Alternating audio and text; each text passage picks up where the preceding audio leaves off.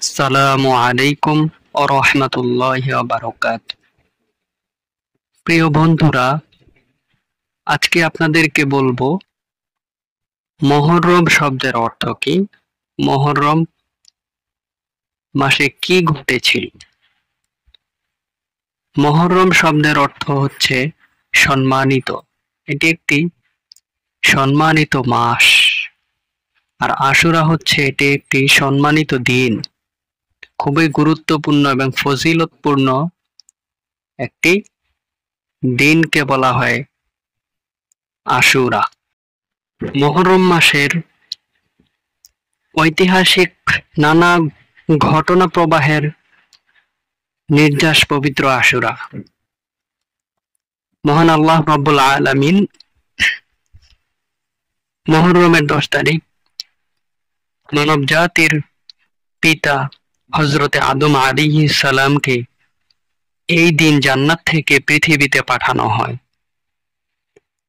আবার আল্লাহ রাব্বুল আলামিন এই দিন আল্লাহ তাআলা আদম আলাইহিস সালামের দোয়া কবুল করেন। এই মুহররমের 10 তারিখ আল্লাহ রাব্বুল আলামিন সমস্ত কিছু সৃষ্টি করেন। মুহররম মাস অতি সম্মানিত এবং পবিত্র একটি মাস। মহান আল্লাহ রাব্বুল আলামিন সৃষ্টির শুরু থেকে, মানব সৃষ্টি এবং পৃথিবী সৃষ্টির শুরু থেকে এই মাসটিকে অতি গুরুত্বের সাথে এবং ফজিলতের সাথে এই মাসটিকে উপস্থাপন করে। মহান আল্লাহ রাব্বুল আলামিন এই মুহররম মাসে এমন কিছু ঘটনা ঘটান এই পৃথিবীতে, যা জানার পর যে কারোরই আল্লাহর প্রতি ভয় এবং আল্লাহর প্রতি ভালোবাসা বাড়বে। এর ভিতরে অন্যতম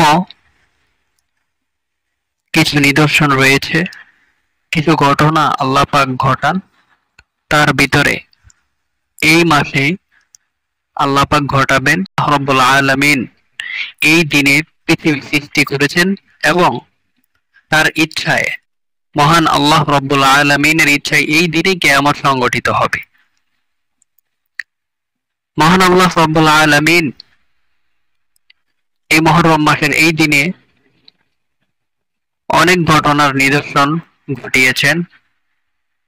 আমি তা থেকে কয়েকটি মাত্র বলছি আপনাদেরকে।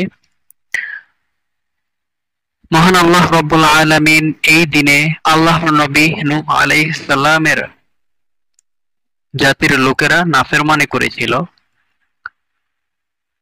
তারা অসংখ্য পরিমাণ আল্লাহর সাথে নাফরমানি করার ফলে তাদেরকে আল্লাহ রব্বুল আলামিন এমন সতর্ক করার পরও তারা আল্লাহর আহ্বানে সাড়া দেয় না।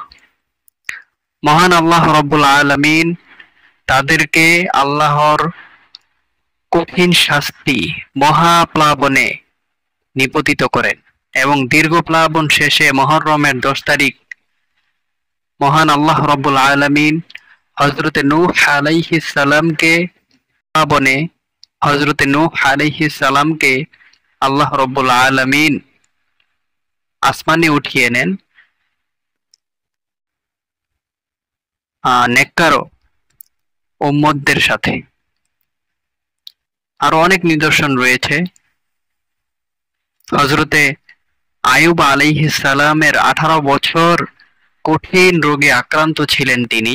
এই দিনে আশুরার এই মুহররমের 10 তারিখ আল্লাহর রহমতে হযরতে আইয়ুব আলাইহিস সালাম পূর্ণ সুস্থতা ও সুস্বাস্থ্য লাভ করেন। সুবহানাল্লাহ। মহান আল্লাহ রাব্বুল আলামিনের অশেষ রহমত। আল্লাহ তাআলা আমাদের জন্য যা শিক্ষণীয় ভাবে যা ঘটিয়েছেন তা থেকে তা জেনে বুঝে আমাদেরকে আমল করার তৌফিক দান করুক। সামনে আরো কোনো ভালো ভিডিও নিয়ে আপনাদের সামনে আসবো। সবাই ভালো থাকবেন। আসসালামু আলাইকুম ওয়া রাহমাতুল্লাহি ওয়া বারাকাতুহু।